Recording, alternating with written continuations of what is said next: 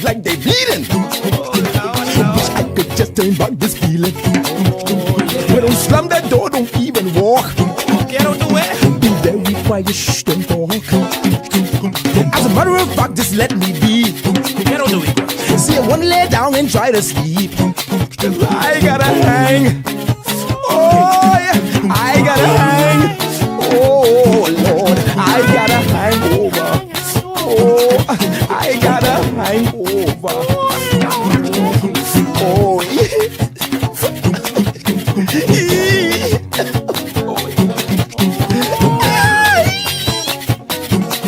Oh, Lord.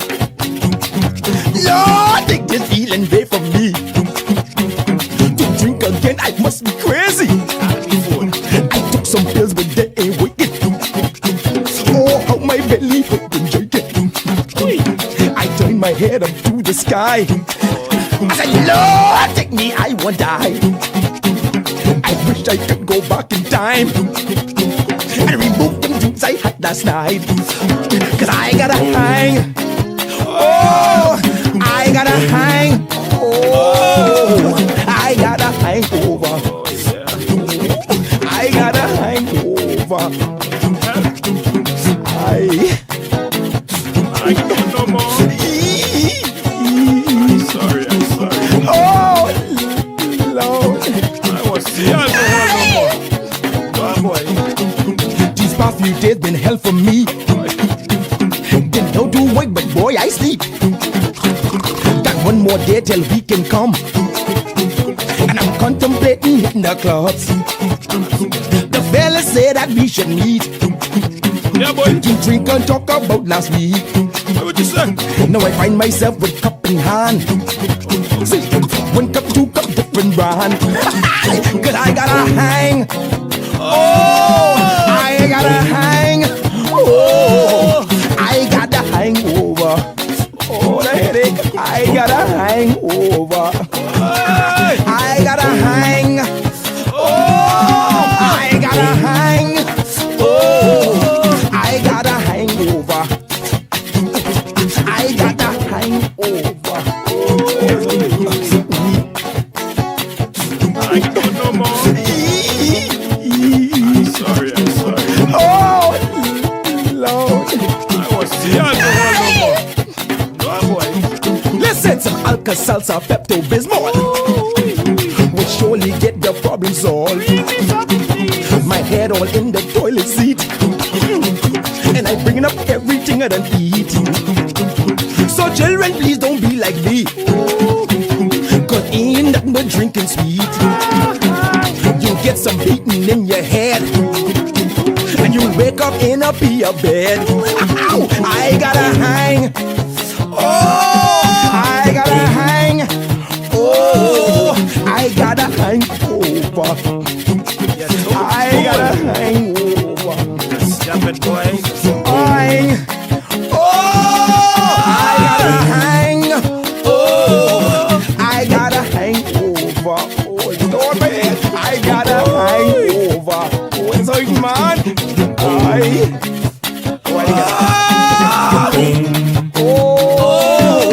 I gotta hang over. I gotta hang over. Oh, my head. I gotta over. I gotta hang over.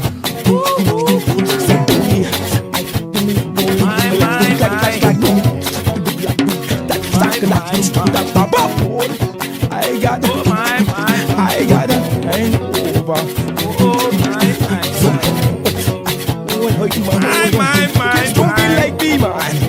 Don't get the hangover. Don't get the hangover.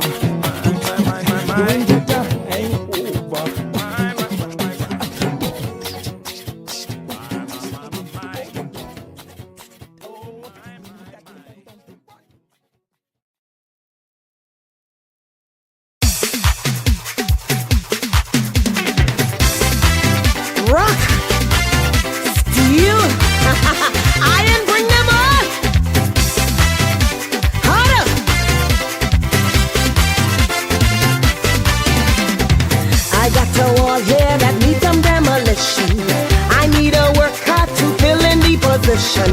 I want somebody to hit it with a maul. Swing it hard and make sure that it falls. Ooh. Boy, bring your hammer. Boy, bring your nail. Bring something tough that just won't fail. Man, get your crowbar. Boy, get your bat. Don't bring it soft, I need it harder than that. Harder than that, bring it harder than that. Boy, bring the pressure, come knock it down flat.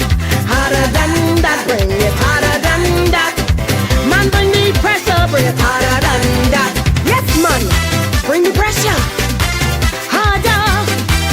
I promise I ain't get madder.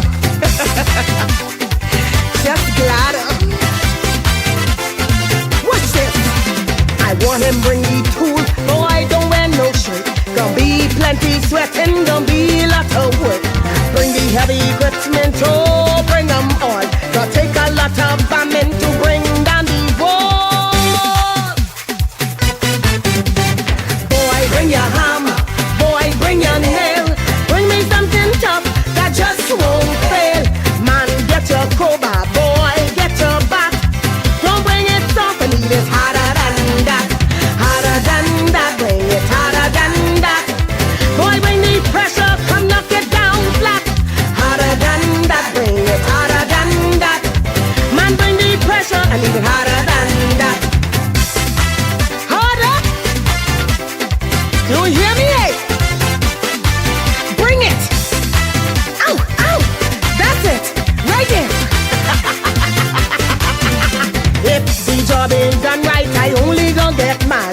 So whatever you bring in, make sure bring it hard. Be doing what you doing and you will win the crown. Just pick the right spot and watch it come down. Yes! Man, bring your hammer. Boy, bring your nail. Bring something tough that just won't fail. Man, get your crowbar. Boy, get your bat. Don't bring it soft, I need it harder than that. Harder than that, bring it harder than that. Boy, bring the pressure, come knock it down flat.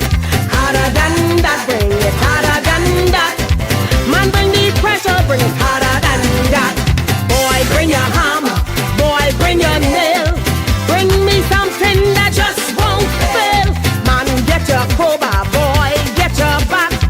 Don't bring it soft, I need it harder than that. Harder than that, bring it harder than that. Boy, bring the pressure, come knock it down flat. Harder than that, bring it harder than that. Man, bring the pressure, bring it harder than that. Harder than that, harder than that. Boy, bring the pressure, come knock it down flat. Harder than that, bring it harder than that. Man, bring the pressure, bring it harder than that. Man, bring the pressure, harder than that. Boy, bring the pressure, harder than that. I need the pressure, harder than that. Right, need the pressure, harder than that. Give she the pressure, harder than that. We need the pressure, harder than that. I need the pressure, harder than that. Bring me the pressure.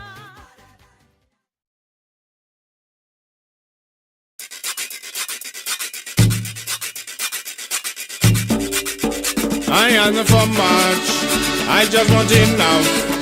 Oh darling, keep looking, peeping until I see stop. I answer for too much, oh girl, I just want enough. Oh darling, keep looking, peeping, looking until I see stop. Girl, I was so thankful when you let me in. Oh girl, I was hungry, starving, my stomach had been. You gave me some food, Lord, from the sweet pot. And girl, it did taste so good, I just could not stop. I asked for much, oh, I just want enough. Oh, darling, keep looking, peeping until I see stop. I asked for too much, oh, girl, I just want enough. Oh, darling, keep looking, peeping, looking until I see stop.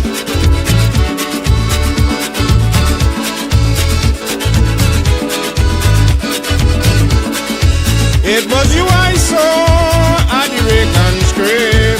You was looking sweeter, girl, and the food I ate. We started to dance, Lord, put on a show.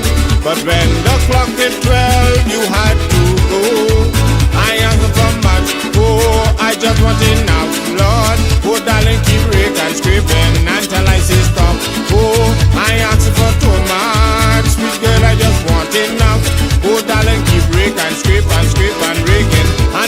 stop.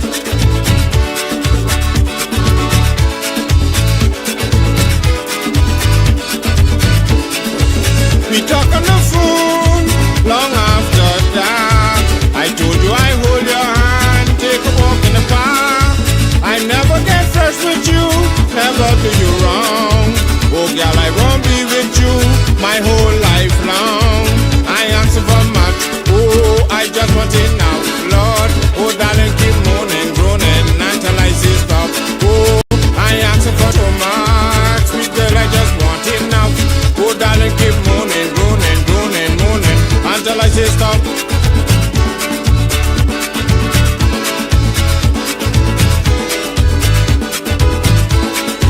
Now that you are with me, how the time does fly. It seemed like just yesterday when our love first started. And though we are growing old, you still have my heart. And should even heaven call, I'll be where you are. I answer for much, oh, I just want enough, Lord. Oh, darling, keep breaking, scraping until I say stop. Oh, I'm greedy for too much, sweet girl, I just want enough. Oh, darling, keep breaking, scraping, breaking until I say stop. Da da da da dee dee dee, na na na na na dee, na na na na na dee, na na na na na na dee, na na na na na, na na na na dee, na na na na dee, na na na dee, na na dee, na na na dee, na na. I answer you for too much. Oh Lord, I just want enough. Oh darling, keep moving, grooving until I say stop. Enough. I'm greedy for much. I can satisfy with enough love. Oh darling, keep moaning, groaning until I say stop. I answer you for too much. Oh Lord, I just want enough. Oh darling, just giddy up until I say stop, stop, stop, stop. Enough could never be too much. Oh darling, keep moaning, groaning until I say stop. Na na na dee dee dee, na na na dee, na na na na na dee, na na na na na dee, na na na na na dee, na na na na na dee, na na dee dee, na na na dee, na na. I ask for much, oh I just want enough, Lord. Oh darling, keep breaking, scraping until I say stop. Oh, I'm greedy for too much, sweet girl, I just want enough. Oh darling, keep breaking, scraping, breaking until I say stop.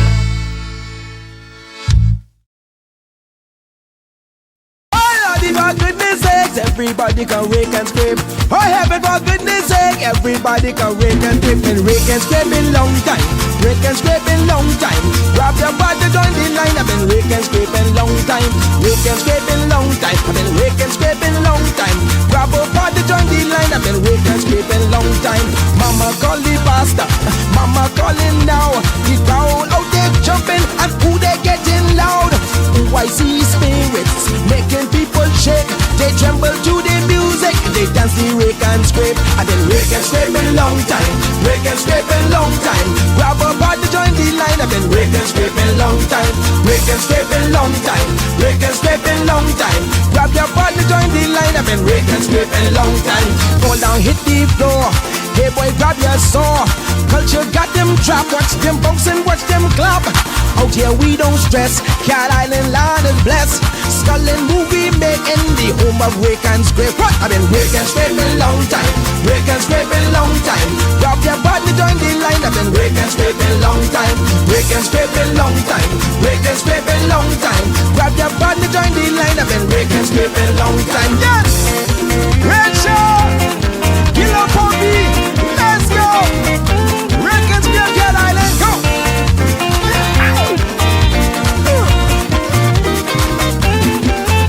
A dream where the powerful and the powerless will sit at the same table, where the haves will see the have-nots, not as burdens, but as brothers, where class will not divide us, but conviction will unite us. I have a dream that the oligarchs will remember we must all eat, that the brown-faced neo-colonialists will remember who they are and whose they are. I have a dream that fraternities will build beyond internal architecture into a national bond, that the walls of design will give way to the bridges of brotherhood, not a fraternity of symbol, but a brotherhood of substance. I have a dream that we remain focused, that we stay in our conviction and remain fearless, that we double down, fortified, to return this Bahamaland to the foundation.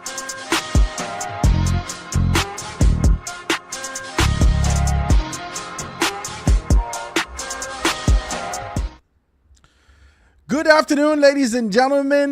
This is The Foundation with Howard Grant. Beautiful to be in your company. It's a beautiful day. Grateful to be in your company. Hope you had a good weekend. Hope everything was good with you this weekend. Guys, I got to be able to give a shout out to my guy, Nathan Russell, Nate Dog, my good family down in 8 Mile Rock. He hit me up last night, telling me that his father passed away. I said, but he said like 2 weeks ago, he said he was trying to reach me. I hadn't seen him in years. He and I went to school together off in the States and so forth. I mean off in Cuba and so forth and so on. I just hadn't seen him in years. And I want to be able to extend condolences to him and his family. I really do. It's a crazy thing when we see those giants of men continue to be able to pass away. Those men who we would have looked at and hold near and dear to our hearts about this sort of an idea for the future of the Bahamas by being able to look at them and they're passing away. And so I pray for you, man. I pray for your family. I pray for all those particular persons, your wife, your children. I just pray for your family and hope that all is well. Hadn't gotten any word. I don't know exactly what's what as it relates to Von Miller's funeral. And we're waiting on that. I think it's going to be this weekend. I think I saw the PLP had a memorial most recently for that, but I don't know when the actual laying down of the body or putting down, like how we say in our colloquialism, putting down. I know when they're putting him down, so we'll be able to wait on more information about that. All right, guys. As of today, a little after the show, you can be able to pick it up. I had to distribute the papers and kind of put them in different sections and segments. So guys in Long Island, I think you'll be able to get it on Wednesday morning. I got to put it on the link. All right. I'm trying to be able to get to Blue Water Marina. I think there's Blue Water Marina and Bimini. And I've been trying to reach Lisa or I think Simone, one of the others. Got some numbers today. None of the numbers go through, so I'm going to try it. Guys, if you're listening to me from Bimini, please hook me up. Send me a number, 827-0111, 827-0111. The number is right here, 827-0111. We can be able to get that, all right? So I'd love to be able to hear from you. I want to be able to do this as it relates to sending this stuff out. I've been trying to call Mr. Timothy Roberts. Mr. Timothy Roberts out of Abaco in the grocery store in Abaco. Timothy Roberts. I've been trying to reach you, sent you a couple of emails and whatnot. Couldn't reach him. So we got to be able to get that. And so the paper's going to be in Long Island. The paper's going to be in Grand Bahama. I got to send that over. And so you should be able to pick it up by tomorrow, 9 a.m. Because we're going to get everything done today, right? But the paper's out. Got a lot of good feedback from the persons who I watched it. I've read it, sorry. And so those persons who was able to read it and see exactly what's what. Beyond the Pink Ribbon. This is sort of an ode and recognition of the month of October, which is Breast Cancer Awareness Month, right? So we often take that kind of a time out. A lot of our good women are really passing away from this aggressive form of cancer. And so we want to be able to put ourselves in the position where we can be able to take care of them in that kind of a space. All right. So we're good. I hope you guys are good over the weekend. Had a great company. My mother's here. She jamming with me, being able to do some stuff. So I'm grateful for that. I'm grateful for us to be in this kind of a space. Guys, what you want to talk about today, hit me up, 827-0111, 827-0111. Hit me up on the text so we can be able to see exactly what's what. right there in the comments. Don't be afraid. Is right over there to the well, it's to my right side. I don't know where it is on your screen. Maybe down below. But hit me up. Make sure you like and subscribe and see all those particular things. A lot of things have been happening over the weekend. You want to talk a little politics up front? You want to do that? I know I enjoy it. I know I enjoy it. Let's be able to do it. Former Bamboo Town MP Renwood Wells intends to run independent candidate in the next general election, setting himself against the Free National Movement's party, of which he was once a prominent member. The Tribune, this is the Tribune, I picked up the Tribune. The Tribune understands that Mr. Wells intends to launch his official campaign before the by-election. Renwood, I didn't tell you come this way, so we could be able to have a good conversation and discussion about what you're doing in those particular areas. I think we're going to have Dr. Fox come and sit with us real soon. I'm looking forward to that conversation. And this rivalry seems like a contentious battle that's going to be able to kind of kick off in the constituency of Foxhill. So I'm looking at that so we can be able to see. And it says the discussion comes months after Mr. Wells was denied the nomination, a decision that sparked fierce backlash from the Constituency Association.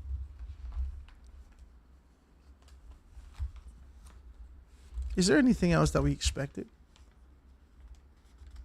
I don't think so. His candidacy will... It's on A4. His candidacy will prompt speculations about whether or not he could fracture the FNM's base and split the vote.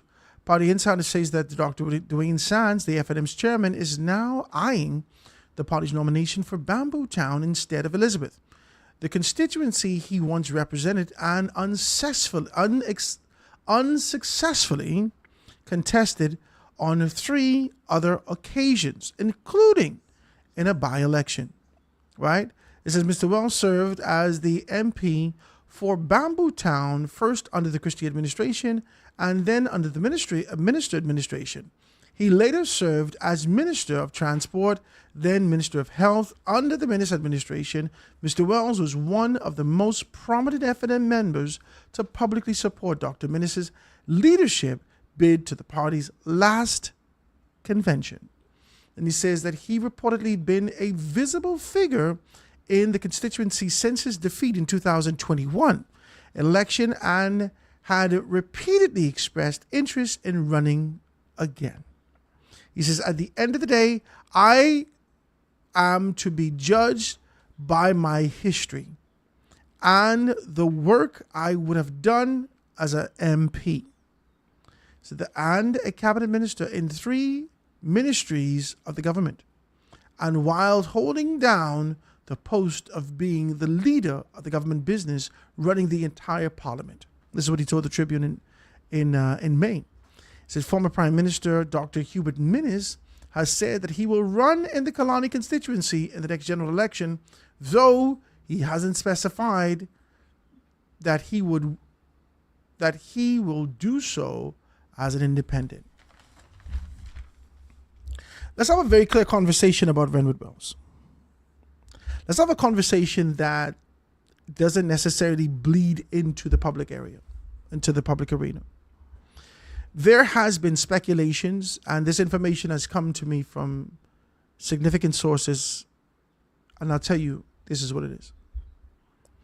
When Renwood was looking for the nomination for the Free National Movement the first go-round, the speculation was associated with the fact that Renwood Wells had deep affiliations with Dr. Minnis. That Renwood Wells, Desmond Bannister, and Dr. Minnis had all been excommunicado. Let's just be clear. Excommunicado from the organization. If you watch John Wick, you know what excommunicado means. And they, like John Wick, have been fighting their guts out. Well, I don't know so much for Desmond, but Dr. Minnis and Renwood Wells have been fighting their guts out to find themselves in the strategic position to ensure that they could always render support to the Free National Movement. But the Free National Movement has been that proverbial sanctuary, that space that continues to be able to say to them, you're no longer welcome in this space. If you watch John Wick, you know what I'm talking about, right? And so this is where it is. And this is where we are. Now, based upon the information that I would have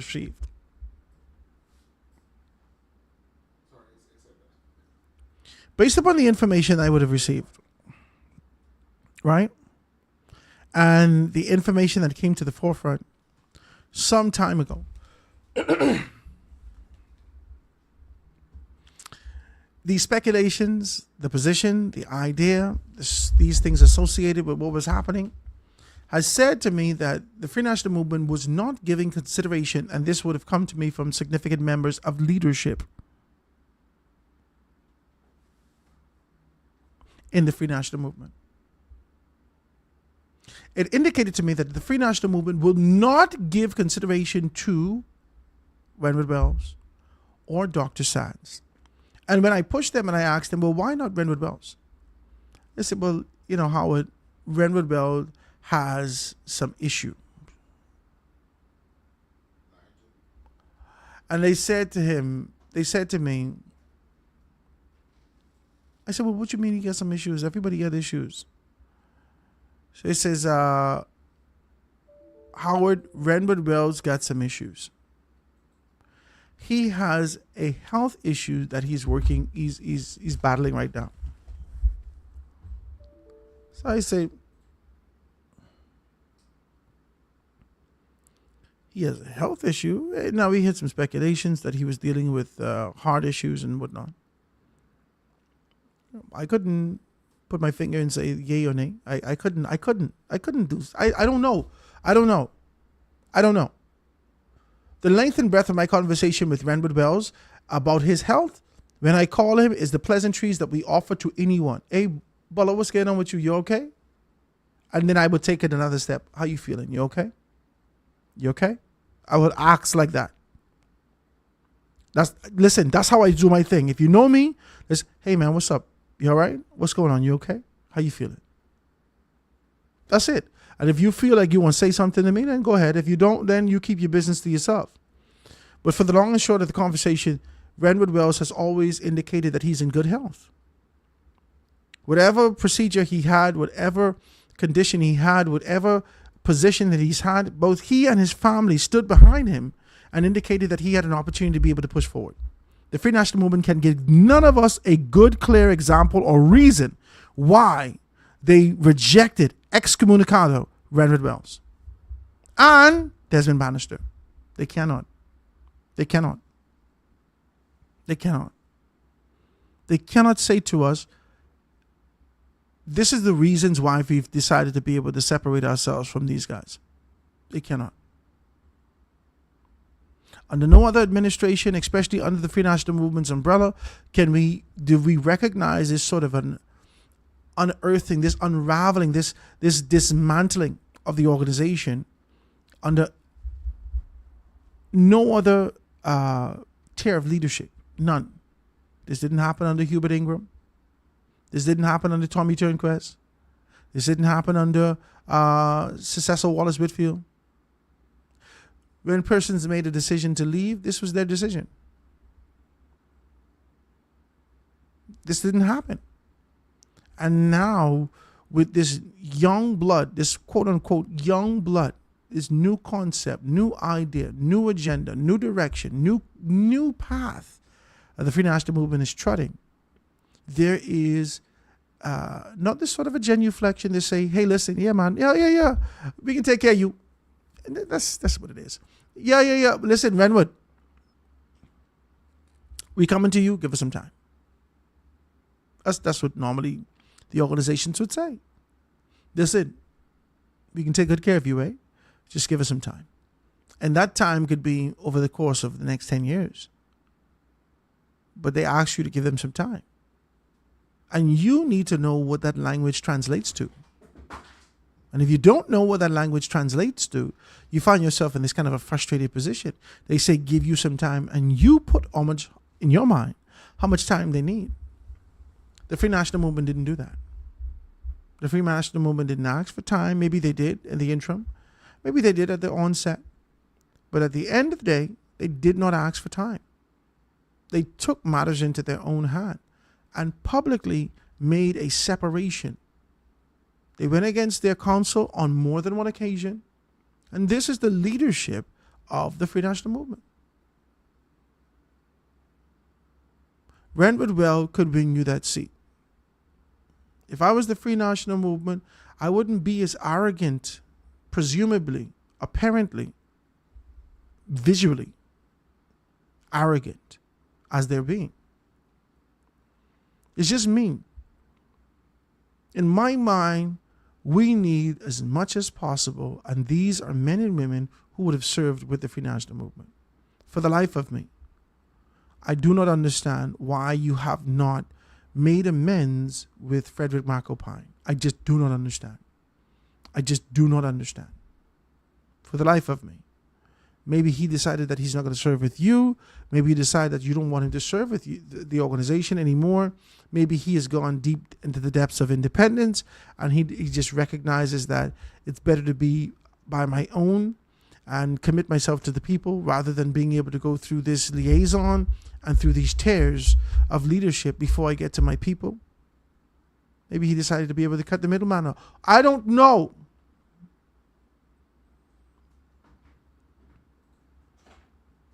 But I can tell you that as I watch this, and I'm looking at this with bated breath, with significant interest, I'm recognizing and realizing that the Free National Movement's freeballing this. For the sake of that reference, if you don't know, you go check it out. They're freeballing this. There's no structure, there's no harness, there's nothing to hold this up. They're just freeballing. And to reject the people who are quite capable of being able to bring you a victory, I just don't know what you're doing. You need one seat after another to win this government. You don't need to be rejecting people. I don't think Dr. Sands is going to win Bamboo Town. That's no hatred. That's no slight. Let's go mathematically.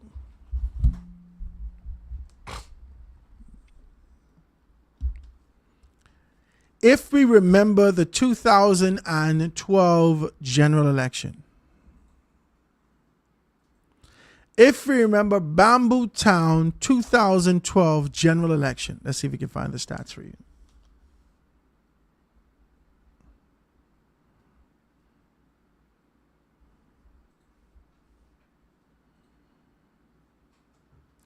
Bamboo Town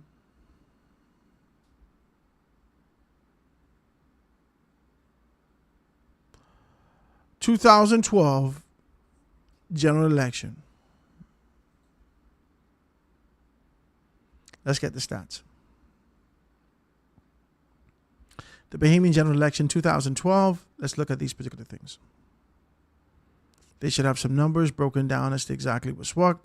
Let's look at the results and let's see exactly what's what. All right. Okay. Bain and Grand Town, Bamboo Town. 4,952 persons registered to vote. Cassius Stewart. 1,661 persons. Cassius Stewart. He was at that time with the BDM. No, I'm sorry. Cassius Stewart, 1,661 votes, 33.54%. Cassius Stewart was with the Free National Movement. I forgot this. Cassius Stewart was with the Free National Movement. Renwood Wells, 1,940 votes. Renwood Wells is in 2012.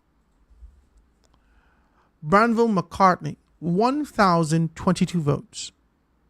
Craig Butler, 329 votes.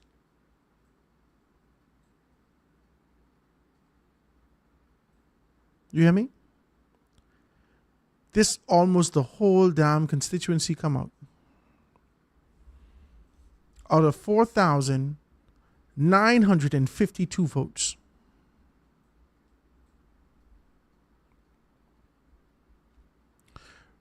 He won that constituency, Renwood Wells, by a margin of about 300 and some. Let's check it out.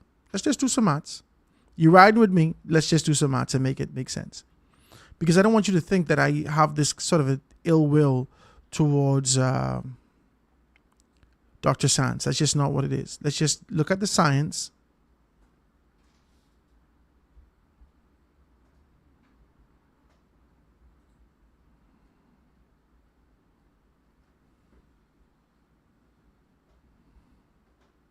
That's how many persons voted in that constituency. Okay? 1,661 votes, 33%. Now, this was in a wave. This was in a wave. Let's see what happened in 2017. Let's look at 2017 and make a determination as to whether or not Renwood Wells had done better in 2017 under the Free National Movement in comparison to how he did in 2012. In 2012, he beat him out by about 300. He got 1,900 and some. In 2017, let's look at the results, right? Renwood Wells, Bamboo Town. Oh, Lord, they didn't put the results on this thing. They didn't put the specifics of the results on this one. Renwood Wells, Bamboo Town.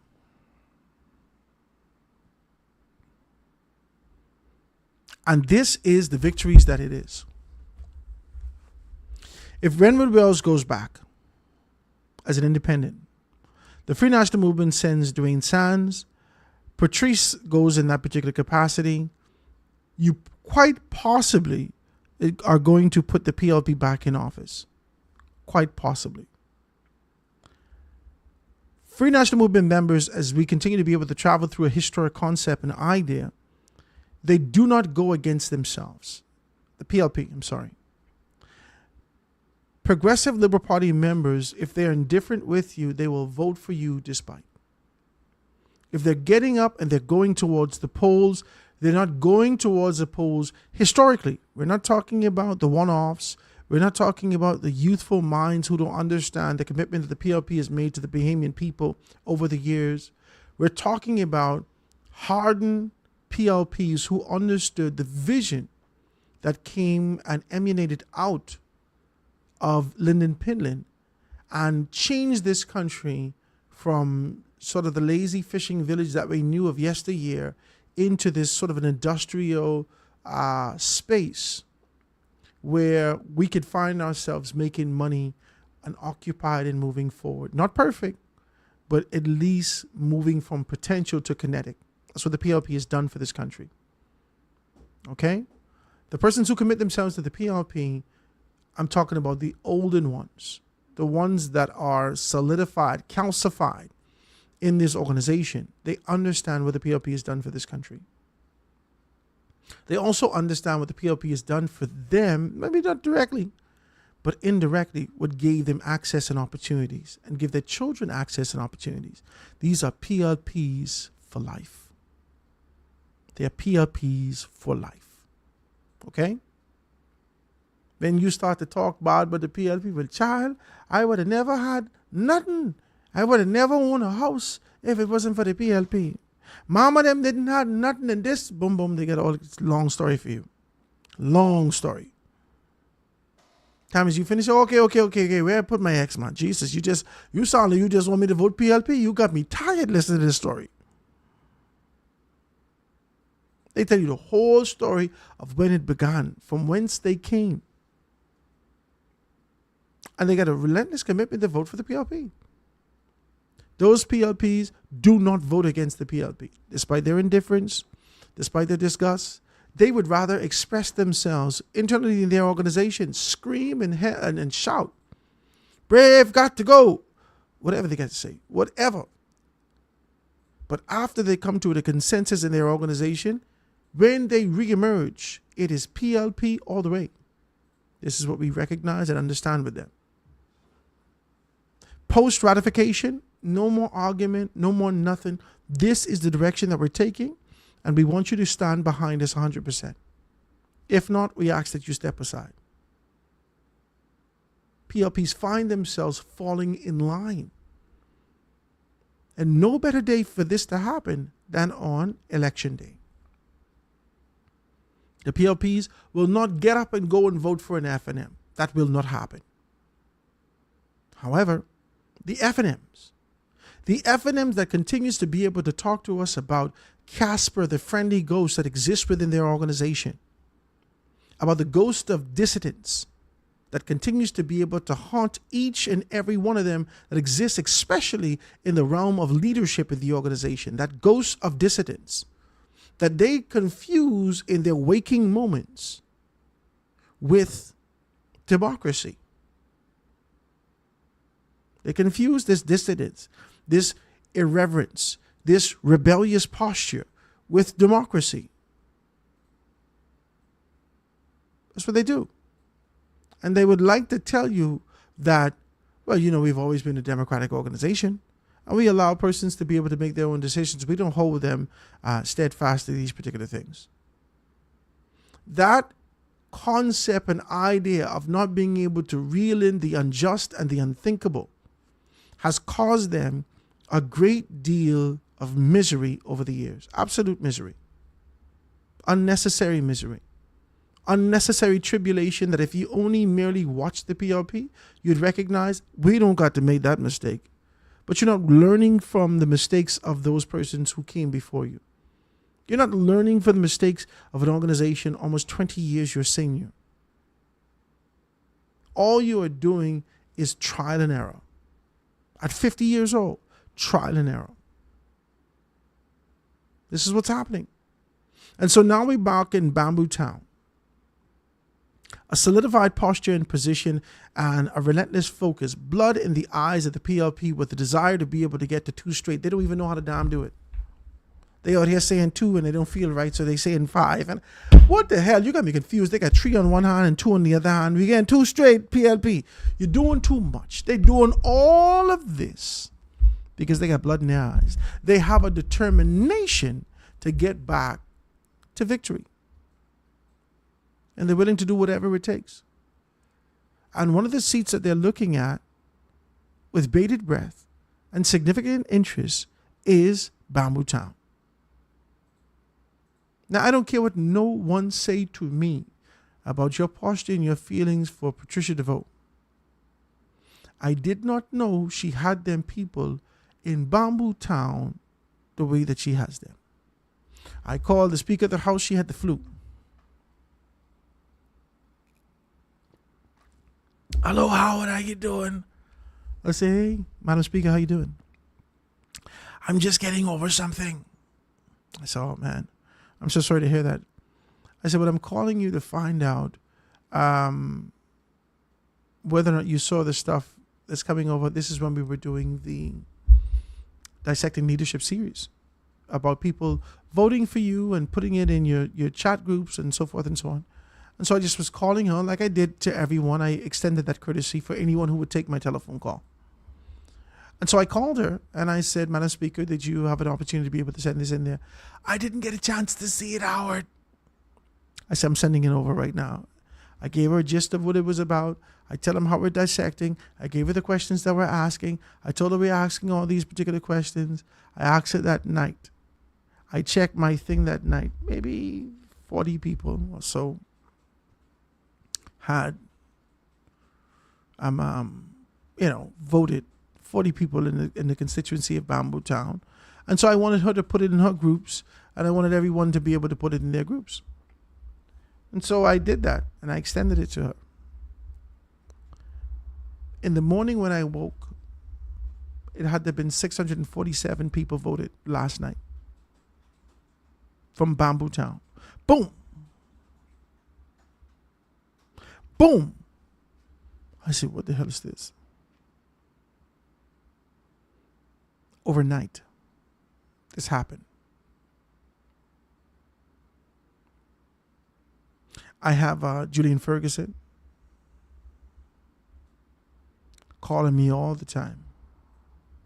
Now, Julian would tell me that he's blind, but he could feel the energy pulsating out of Bamboo Town and how things are moving and how things are happening. If you put Dwayne Sands, who has already had a political stain and left a bad taste in the mouth of political enthusiasts across the country, not just people in a particular constituency, as we watch him as political enthusiasts, we are confused, and God is not a God of confusion. But we are confused to why is he doing this? Why would he do that? So forth and so on. He's left a bitter taste in the mouth of political enthusiasts the country over. And so running from Elizabeth to run in Bamboo Town, all of us in one country, cousin? You think that people in Bamboo Town ain't here and can't see that you're running from Elizabeth? Unless you get stats to be able to indicate to you that this is where you will do the best. But for 5,000 people to come out to an election to make a determination as to who they're going to vote for, and they gave Granville McCartney 1,000 votes, and they get Craig Butler, who wasn't associated with no organization, 329 votes. The same 329 you needed to win, that Cassie is needed to win, they give it to Craig Butler.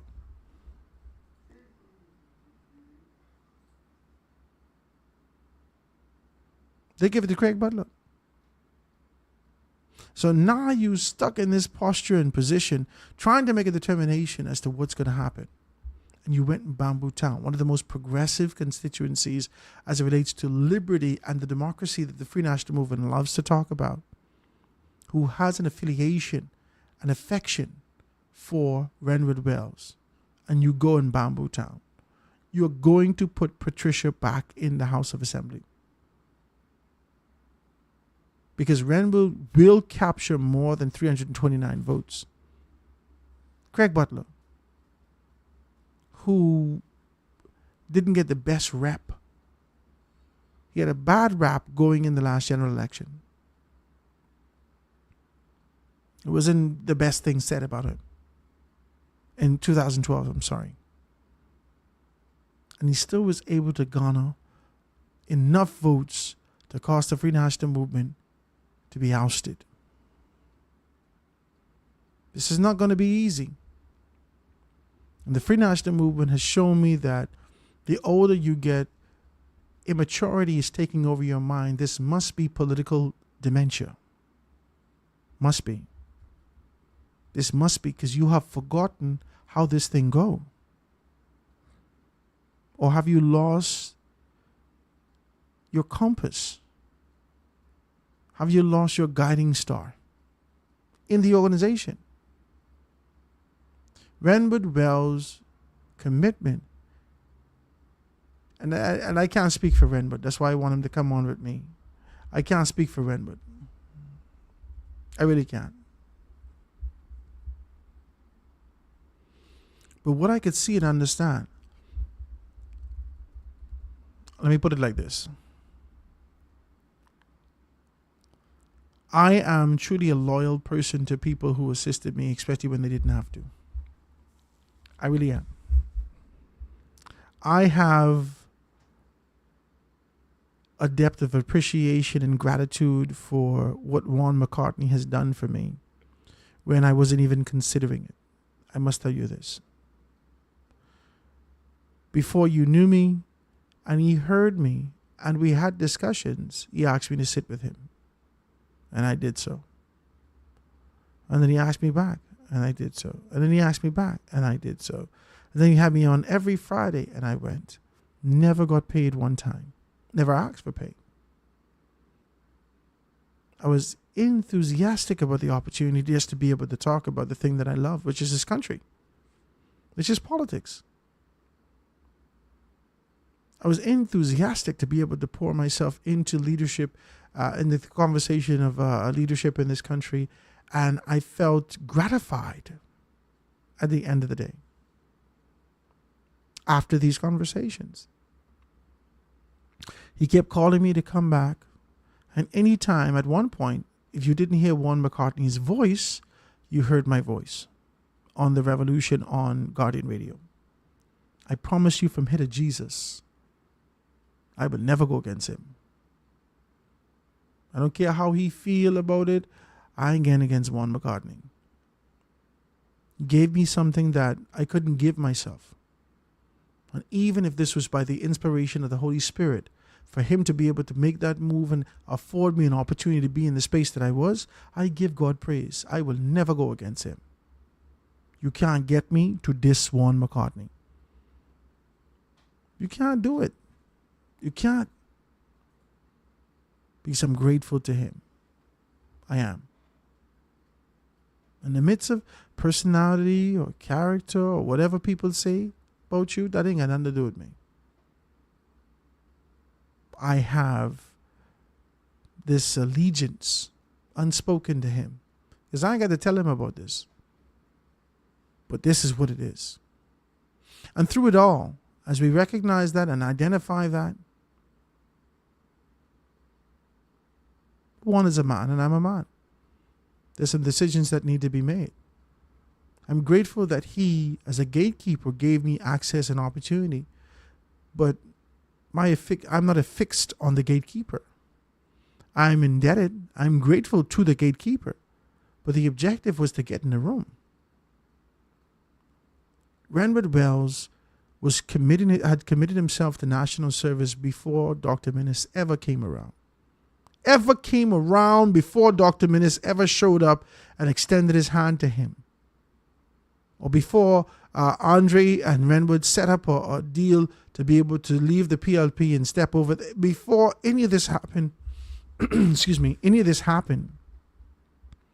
Renwood Wells was out here seeking avenues to serve. That's what he was doing. You listen to his stories about leadership and how it started for him when he was off to school, when he was talking about these things, about the relationships he forged, about him with Miles Monroe, being an understudy, being an armor bearer, doing whatever else.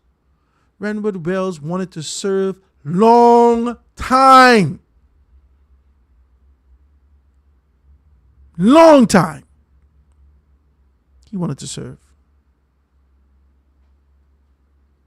He served with the PLP. Some things happened with the LOI. He wanted to get out there before the opportunity for him to be able to serve on a higher level and further escaped him. Remember, he didn't say anything but the LOI. Remember, there was allegations and speculations. All these particular things came to the forefront. And mum's the word. I remember he was on a show and he started to talk about Brave Davis and this and that. And I called the show Steve McKinney Show. If we wanted to be honest with you, and I said, listen to me. Old people is say, hold your mouth, hold your tongue, and save your life. I said, this is the time for you. You're talking too much. Hold your tongue, save your life. There's more service to be done, Renwood. Renwood told me, he didn't know this was me. He said, this wisdom that you've given me, I put this at the level of what I would have received from Miles Monroe. Thank you. I said, all right, no problem. Steve, still have that recording. And Renwood Wells, he knew that he would never get to an opportunity to be able to serve for a national level and a cabinet level in this country if it was not for Hubert Minnis.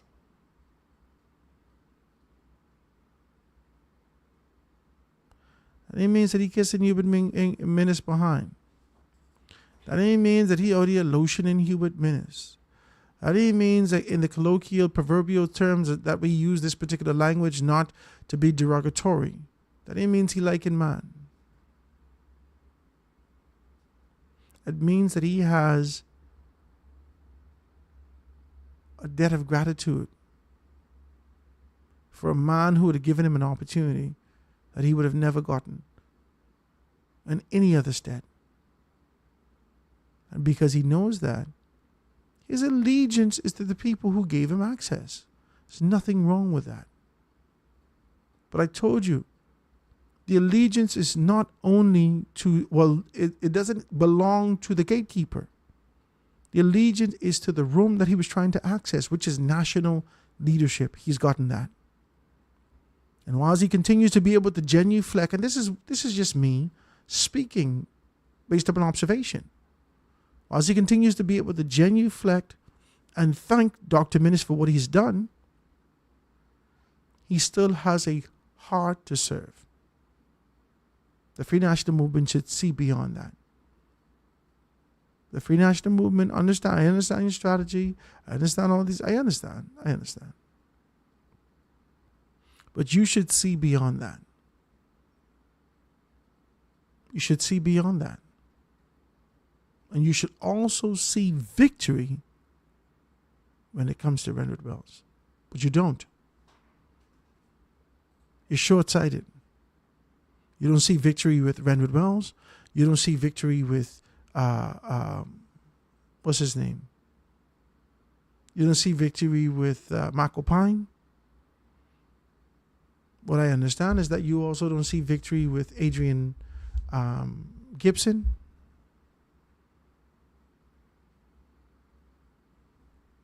And then you give us these no-name people who've never done anything in their community with milk around their mouth, not in terms of years, but in terms of the experience and understanding of what politics is in this country. And you expect us to be able to ingest that. And we know that their proximity to Hubert Ingram at one point, yeah, you could be a louse and be able to join the cabinet of Hubert Ingram because he, as a totalitarian, he, as a political octopus, can have tentacles in everything and ensure that those persons can be able to execute their job. You could hide in the shadow of a Hubert Ingram. You can't do that with Michael Pintard.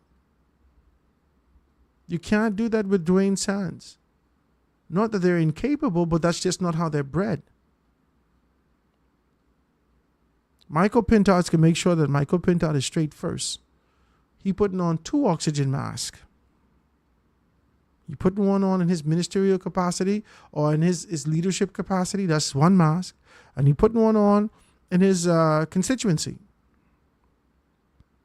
And you sitting down here, you can't breathe. You can't breathe. The air getting thin. And you looking. Michael Pintard can't help you. He ain't bred like that. And ain't nobody can hide behind him. You need men and women who could hold their own. Frederick McApine, he can hold his own. It's proven. That's a proven thing. Renwick Wells, he could hold his own. That's a proven thing. Desmond Bannister, he could hold his own. That's an absolute proven thing. You get rid of everybody who could hold their own. And all you did is keep their butt kisses in the organization. Oh, boss, you're doing good today. How you doing, man? Oh, Jesus, boss, you all right today? Why, yes. Oh, your skin's so soft today, man. What you been doing over the weekend? Oi! Boss, you got to use a little bit more tissue when you're wrapping it around your hand because you know you had a little issue. But that's all right. I took care of that for you. That's what you want. You want butt kisses in the organization. That's what you want. I don't want nobody kissing my butt, man. I don't want nobody. Listen, if you around me and I got to pay you and figure out a way to get you paid and you can't hold your own, I don't want you around me at all. I would rather give you money when I see you and hopefully it ain't on the side of the road. Hey, man. I headed east the other day and I on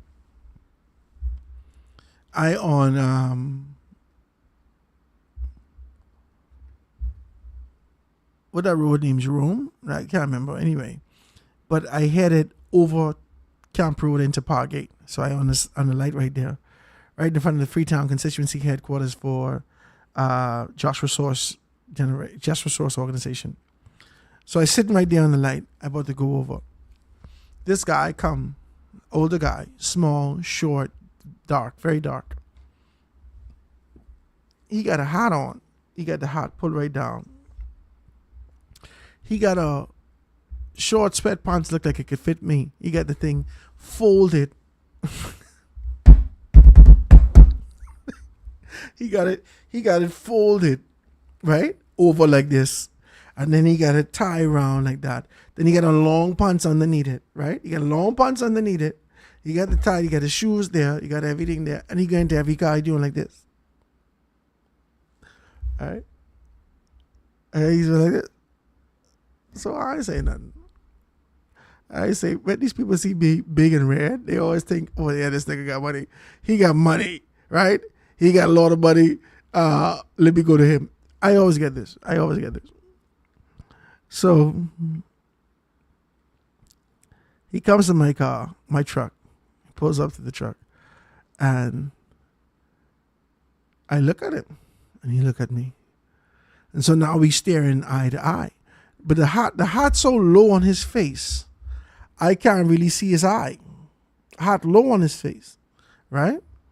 So I staring at him, and he's staring at me. I waiting for him to hit me with the. He hit me with it, all right? So I looking at him, and he looking at me, and then he gestured like this, and I put my eyebrow up like that, like I supposed to understand what this means. He hit me with the deepest umpire situation I ever see in my life. I said this. I must be safe, right? He said, he pulled up his hat, then he opened his eye. Come to find out, he probably only had one eye. I was not sure. And I don't know why he would tear open the one he don't have, right? So he do this. He say, he open up one eye, he squeeze it open. He pull up his knee, he tap his knee, right? He do this. I said, what the hell is this umpire? What is he doing? I had to give him $2. I said, take the $2 and go over here, right? He said, thank you, man. Tell everybody I say hi. So I call my wife. I say, baby, this man told me to tell everybody I say hi. Do you know him? Right? She laughing, I laughing, right? I'm hoping that I don't have to see you on the side of the road to give you money. But if you're not producing when you're with me, there's no need for you to be with me. There's no need. The Free National Movement is carrying dead weight. Unproven people in constituencies that, based upon the allegations and the speculations, you don't have the resources to be able to put the kind of support that they need in these constituencies for the victory that you must have.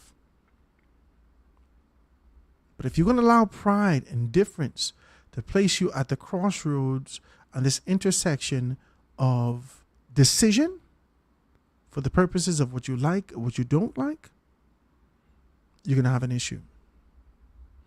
We're going to reach out to Renwood Wells to see if he can be able to come on with us. He said that he would.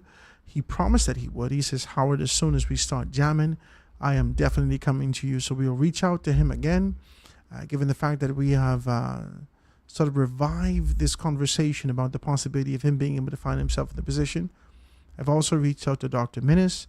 Dr. Minnis has made the same commitment to me that he will be coming. If he didn't see me here, he'll see me when I go. You'll see him in another space where I sit in that particular space in due time and due season. All right? Let's take this quick commercial break, guys. When we get back, we can dive into a little bit more after this. For goodness sake, everybody can rake and scrape. Oh heaven, for goodness sake, everybody can rake and scrape. And rake and scrape in long time. Rake and scrape in long time. Grab your body, join the line. I've been rake and scrape in long time. Rake and scrape in long time. I've been rake and scrape in long time. Grab your body, join the line. I've been rake and scrape in long time. Mama call the pastor. Mama call him now. The crowd out there jumping and who they getting loud. Oh, I see spirits making people shake. They tremble to the music. They dance the rake and scrape. I've been rake and scrape in long time. Rake and scrape in long time. Grab break and scraping long time. Break and scraping long time. Break and scraping long time. Grab your partner, join the line. I've been break and scraping long time. Fall down, hit the floor. Hey boy, grab your saw. Culture got them trapped. Watch them bounce and watch them clap. Out here we don't stress. Cat Island land is blessed. Skull and movie made in the home of break and scrape. What? I've been break and scraping long time. Break and scraping long time. Grab your partner, join the line. I've been break and scraping long time. Break and scraping long time. Break and scraping long time. Grab your partner, join the line. I've been break and scraping long time. Yes! Rachel! Killer Poppy! Let's go! Break and scrape Cat Island. Go!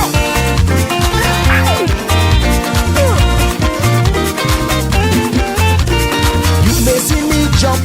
You may see me whine. Stench on my little toe and grab it from behind. See me double back, then join the quadrille line. Mash it in the center. I've been break and scraping long time. Break and scraping long time. I've been break and scraping long time. Grab your body, join the line. I've been break and scraping long time. Break and scraping long time.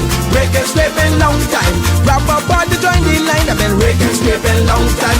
Oh Lordy, for goodness sake, everybody can break and scrape.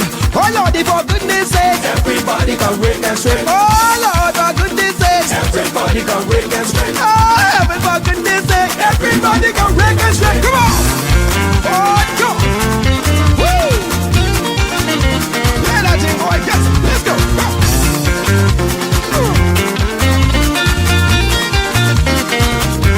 Hit it. Go. Lie, lie, lie. Oh. Baby, lie, lie, lie, lie.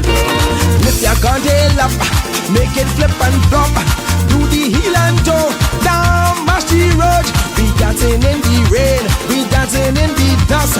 Break and scrape is culture, my break and scrape is us. Go! I've been break and scraping long time. Break and scraping long time. Grab your body, join the line. I've been break and scraping long time. Break and scraping long time. Break and scraping long time. Grab your body, join the line. I've been break and scraping long time. Break and scraping long time. Break and scraping long time. Grab your body, join the line. I've been break and scraping long time. Break and scraping long time. Break and scraping long time. Join your body, join the line. I've been break and scraping long time.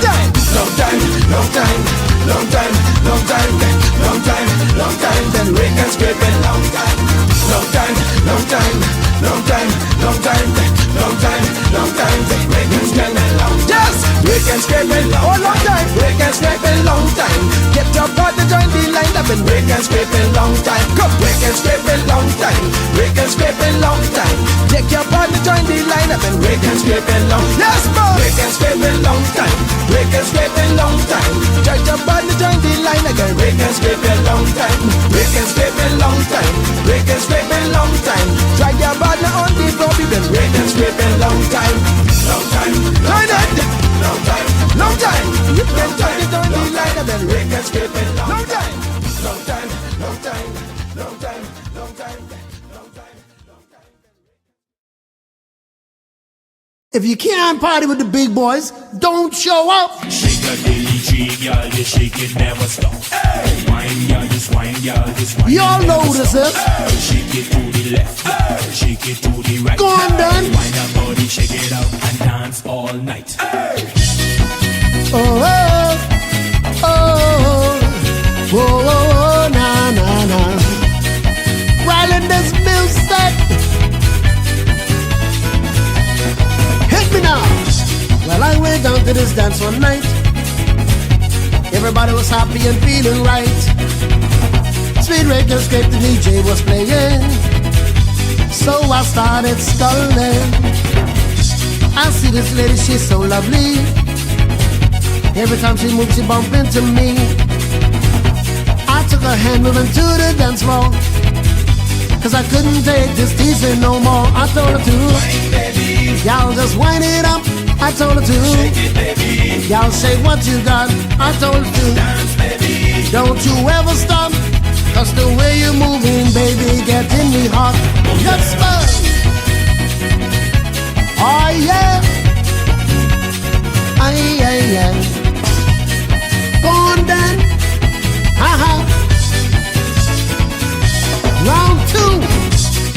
Everybody's soaking wet, but we ain't stop dancing yet. No, Mr. DJ, play some more, 'cause me and my gal ain't leaving this dance floor. See, I can't believe it's me rocking in this dance with she. Now, if I'm dreaming, don't wake me up, 'cause I don't want this dream to ever stop. So just, y'all just wind it up. I told her to. Shake it, baby. Y'all say what you got. I told her to. Dance, baby. Don't you ever stop, 'cause the way you moving, baby, gets in me hot. Yeah. Uh-huh. Let's make. Whoa, na na na. Y'all looking good. You're looking good. You see? Man, play me something nice. That's it.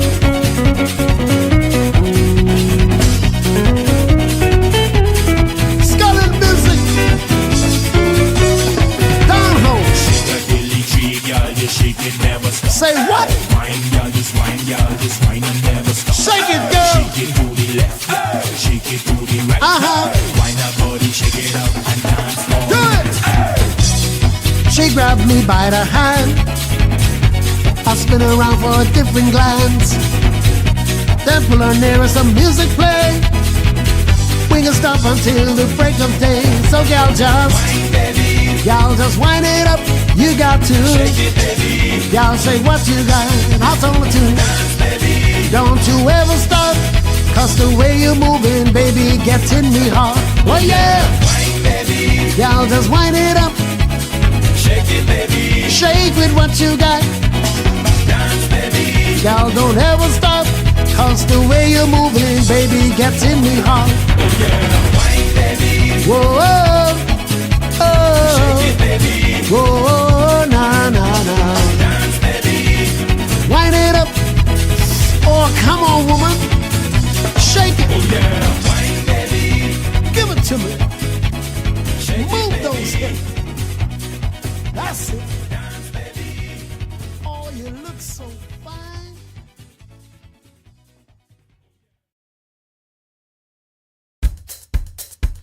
And we're back, ladies and gentlemen. This is The Foundation with Howard Grant on this beautiful Monday afternoon. Hope you guys are good out there. I hope you're jamming and really being able to pay attention to what's happening locally. Now, this is this. I had someone call me one time, and I had someone condemn me. And in the midst of the condemnation, they say, well, they're saying observation, they're seeing political review, they're seeing this, they're seeing that. What is Howard doing? Listen, and I'm hoping that you're not offended by this. I can't see that on this TV. I'm hoping that you're not offended by this. I'm hoping that you are not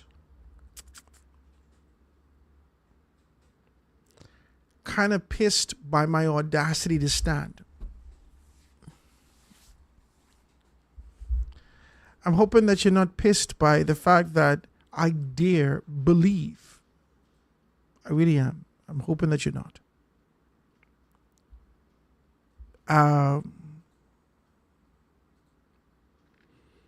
Everything will not be pulled through the lens, not be pulled through the eye hole of how you see life. Everything will not be pulled through the eye hole of your experiences. One of the beautiful, in my view, one of the beautiful things of this show, The Foundation, and talk radio at large, is that you have an opportunity to be able to call in, to participate, to lend your opinion, to lend your view. I view that as a healthy discourse. And many times I learn from people, and I'm hoping, well, based upon what they say to me, many times they learn from me. This collaboration, this cross-pollination of a political conversation, of a national conversation, of a socioeconomic conversation, whatever we're talking about, and you're learning and I'm learning and we're growing together, I'm grateful for the opportunity. And I'm hoping that you are also. But how myopic in Daryl Miller's voice. Myopic. How one-sided can you possibly be to believe that your opinion is the only opinion that matters? I don't believe that. I don't believe that my opinion is the only one that matters. I don't believe that I have the answers. And even in the midst of me challenging you, I would say I'm willing to be corrected. But no, with no level of condescension as though you are superior and you're elevated to this particular position. That, no.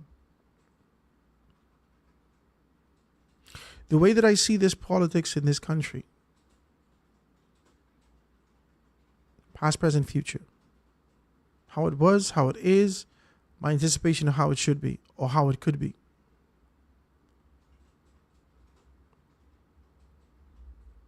I don't necessarily see the same thing that you see. And I will not judge a man on those negative attributes of his character that sometimes show itself. His or her character that sometimes show itself. I'm telling you.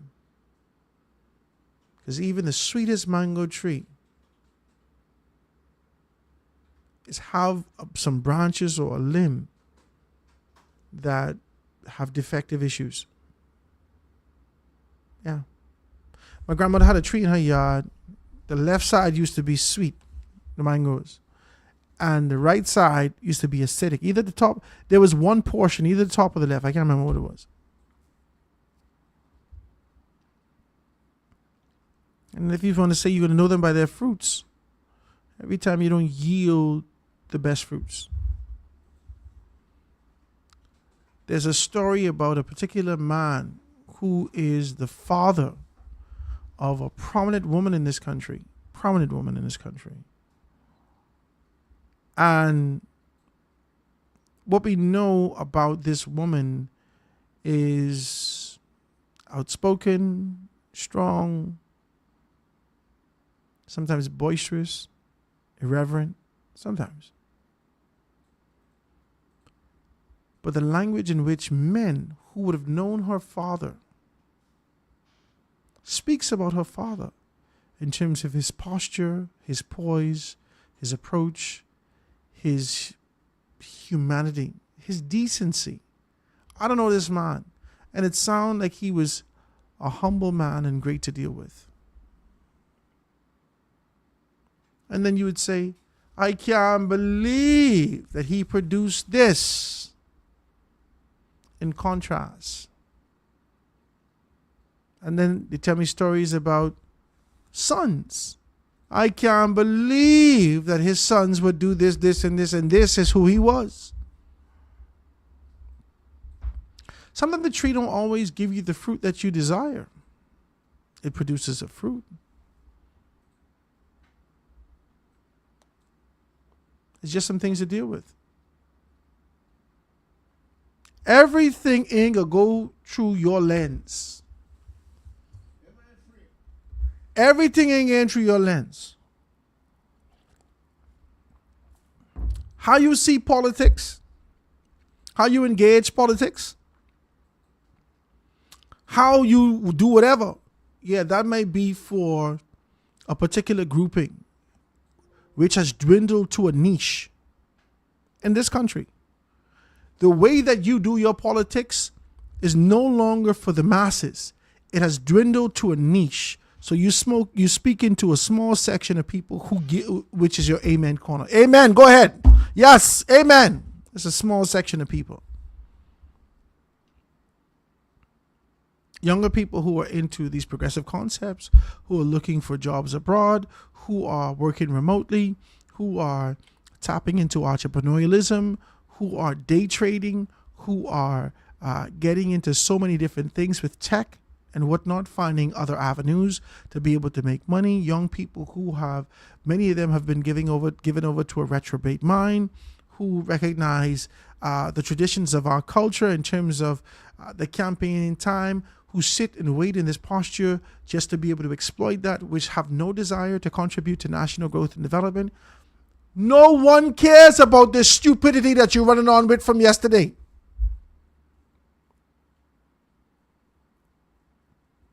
And that ain't me saying that to you. That is the masses. That is the grouping of people who do not care about the monotony and the historic value that I have a great appreciation for. I only say that to say to you that when I give this analysis and being able to identify this thing, I try to do it from a genuine place. I try to do it from a place where you can understand. You can understand that there is a desire to be able to see righteousness in the place for growth and development. I sat with my mother this morning. I was telling her about something. And I was just saying to her, I'm exhausted. I got to do this. I got to do that. I'm talking to my mommy. I said, man, I dealing with 3 things at the same time right now. I said, I dealing with this company. I got to do this. I got to go run up here and do this. I got to do that. She said, well, let me help you with this and let me help you with that. I said, oh, okay, well, all right, I can see whatever, right? Me and my mother talking. And she said, what you didn't know is even from you were a child, you were at warp speed. Your mind was warp. Mine was warp.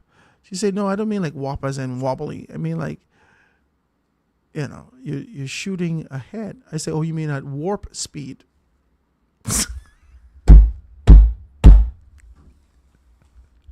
So she said, okay, all right. You're all right, right? I said, I tried to tell you at warp speed. What the hell is warp speed? Should we talking? And she said, sometimes you are light years ahead of persons in terms of how they think. And we've come to accept that that's who you are.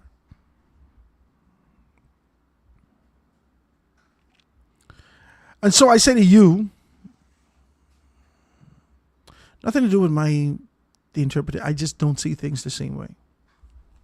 And you could reject what I say, or you could combat what I say, or you could involve yourself, and we could have this kind of a dialogue and conversation about where we are, and hopefully we meet in the middle. But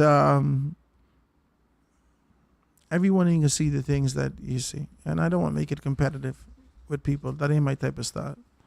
I really don't care what you got going on. Not in a bad way. I ain't trying to diss you. But it ain't my concern what you got going on. I was here a long time. I don't make a difference to me. Not in a bad way. Not that I hate you or I have this kind of an issue with you. I'm here for a reason. I tell you, I am a stubborn mule.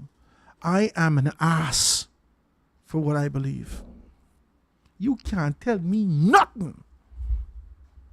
Jesus Christ gonna have to kill me for this. I believe this. That's just how I am. You can't listen to me. I don't care who you is. You can't convince me from what I believe. I believe this. I believe this strong. And I believe I could do this. But Howard, scientifically, you won't be able to, all my life,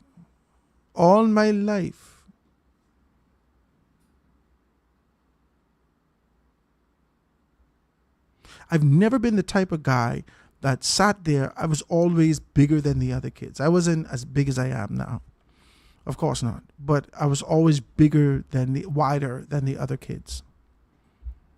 And when it came to skipping, because, we used to have so much activities in the 80s. When it came to skipping rope, they'll say things like, well, Howard, you don't have to do this, right?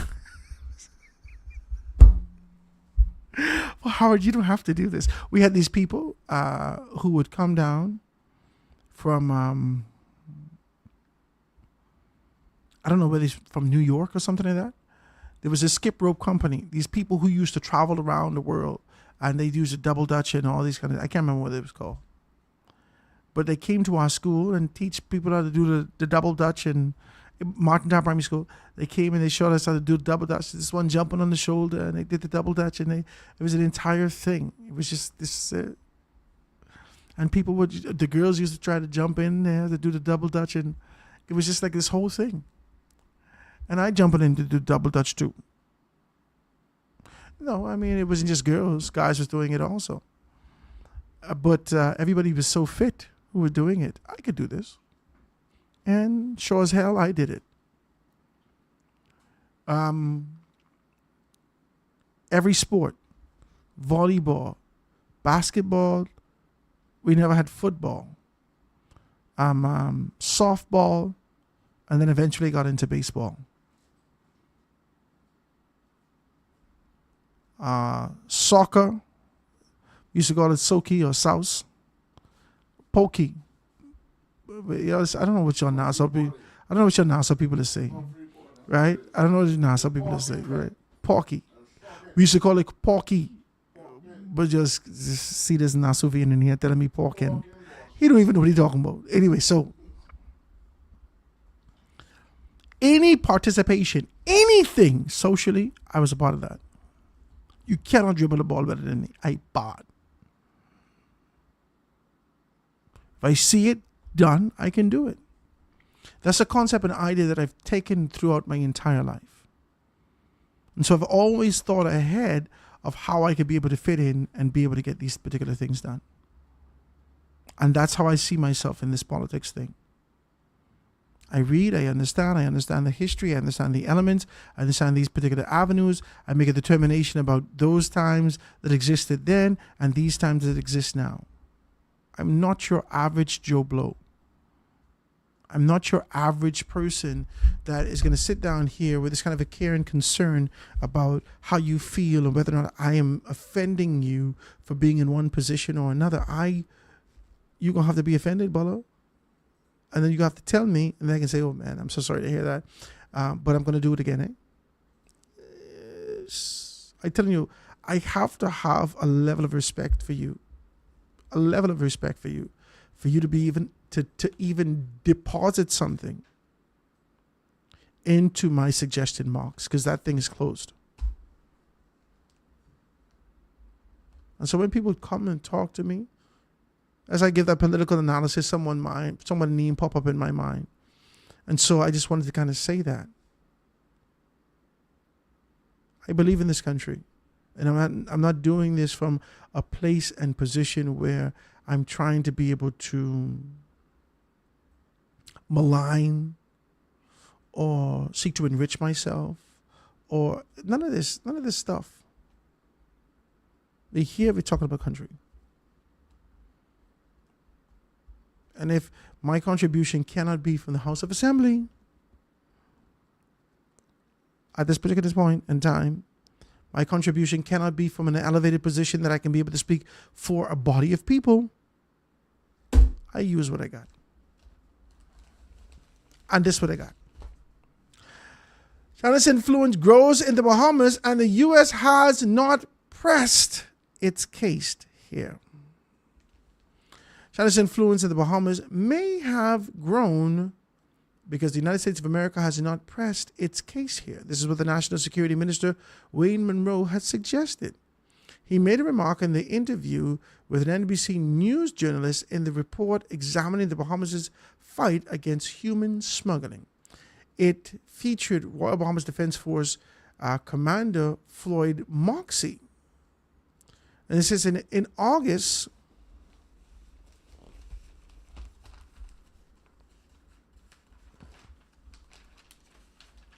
It says the report noted that in August, U.S. officials, let's read it, this is the Tribune, guys, intercepted 30 Chinese nationals off Florida coast suspected of being undocumented. And in January, about 24 were caught in an upscale Miami neighborhood. It also highlighted that the Bahamas lifted visa requirements for Chinese tourists in 2014. This is after which Chinese invested heavily in local infrastructure, including major resorts and newly approved hospital. After I'm asked whether or not the Chinese government investments were influencing Bahamian policy and facilitating illegal migration, Mr. Monroe said that clearly, we would prefer to do business, I would think, with the United States for obvious reasons. Woo!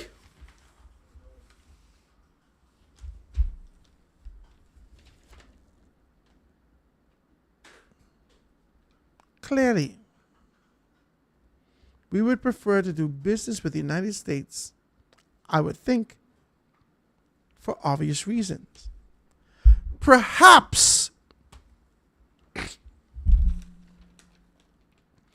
China has the influence here because the U.S. has not pressed its case here.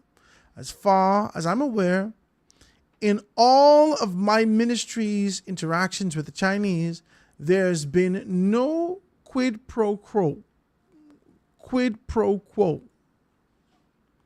NBC News says apprehensions of tourists using the Bahamas as a gateway into the United States of America surged between 2021 and 2023 before declining over the past 2 years, mirroring a similar trend among Chinese migrants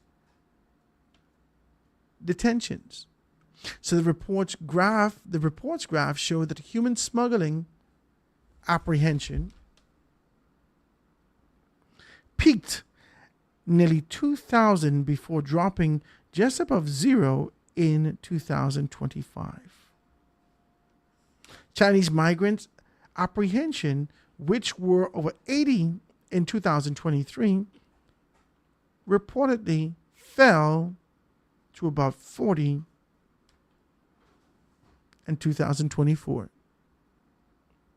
The American TV network claimed it obtained exclusive audio from May of a man identifying himself as a smuggler, telling a prospective client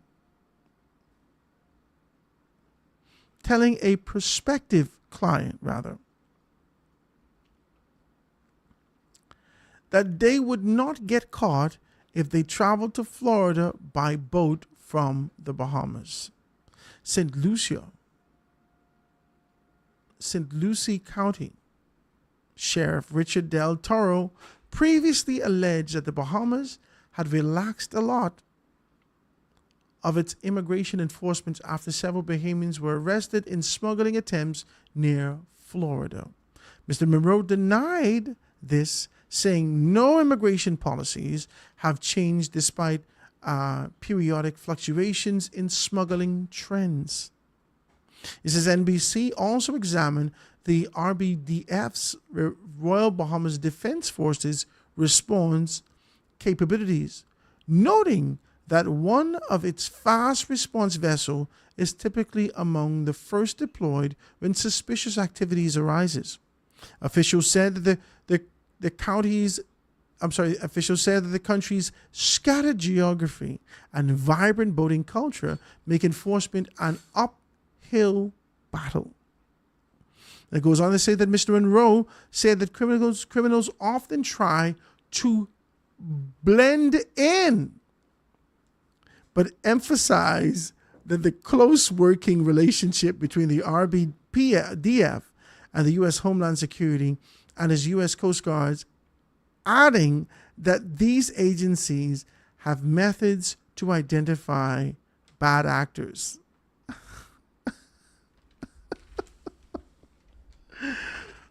Oh, this is funny. This is funny. Let's think about this.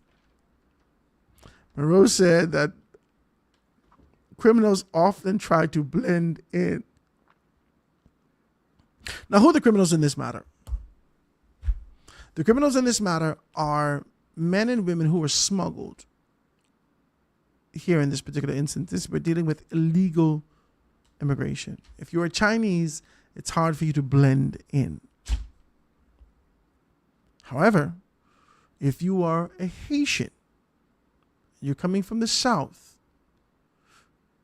and you find yourself amongst the grouping of Bahamians, the blending in seems much easier. Let's read a little bit more. It says the report noted that the United States of America has carried out multiple deadly strikes on suspected drug smuggling vessels in international waters, many in the Caribbean Sea.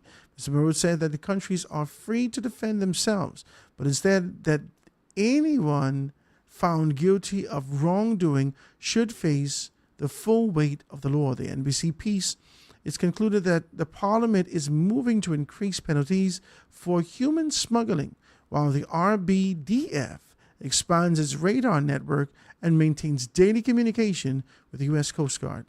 Now, this is a hard conversation to have. It's a lot of moving elements here. And one of the moving elements is China. China has forged and is forging significant relationships right now with Russia.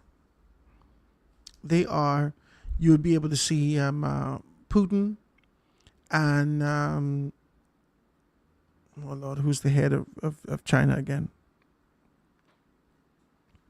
The head of China's leadership being able to meet for the very first time in many instances like this.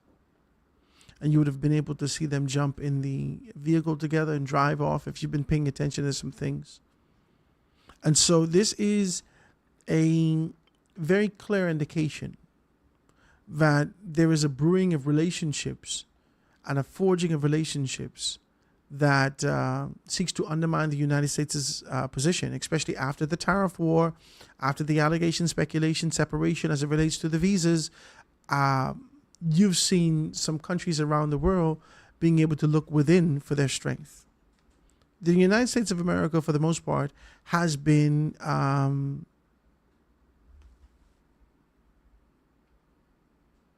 I can't remember the movie I watched. I watched a gangster film, right? Old school gangster film. Where, Bumpy Watkins out of New York City. Bumpy, right? Now, this was the movie that I watched. I watched the movie, and then I watched the series Harlem on HBO Star something, I can't remember. But I watched the series. I watched the movie, I watched the series. Bumpy Watkins, I was enamored by his sort of his push, his drive, his desire to be able to get some stuff. And so when he came back, he saw an interaction where mobsters will come around, right? These Italian mobsters will come around to black neighborhoods, and during this particular time, similar to a time when there were Black Wall Street and there was sort of black entrepreneurialism, and then being able to step into enterprise and so forth and so on, there was sort of an underbelly, unspoken civil war against them, because blacks had to fight for their integrity, their position, and their right to be able to own some things. At the same time, there was a unified effort to be able to destroy that, not to put blacks in a position of wealth. This is what was happening. So anyway, Floyd Bumpy Watkins, been able to see this. He was able to, when he came back, before he found himself as Bumpy in this particular position, right?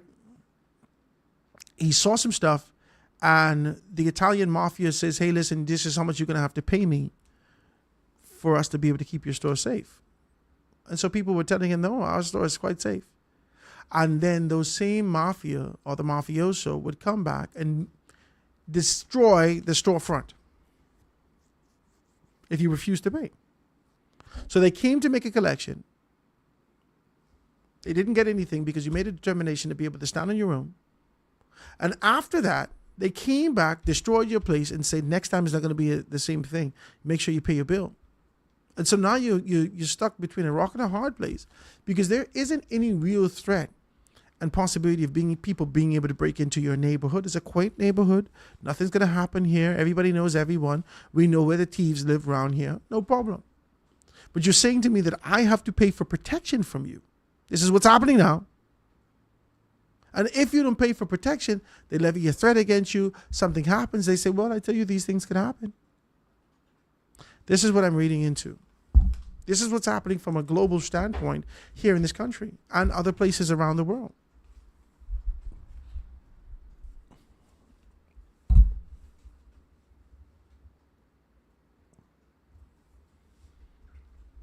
This is what's happening.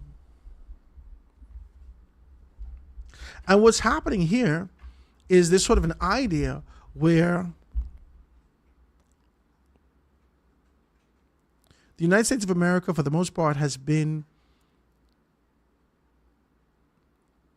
our muscle, our security in the region.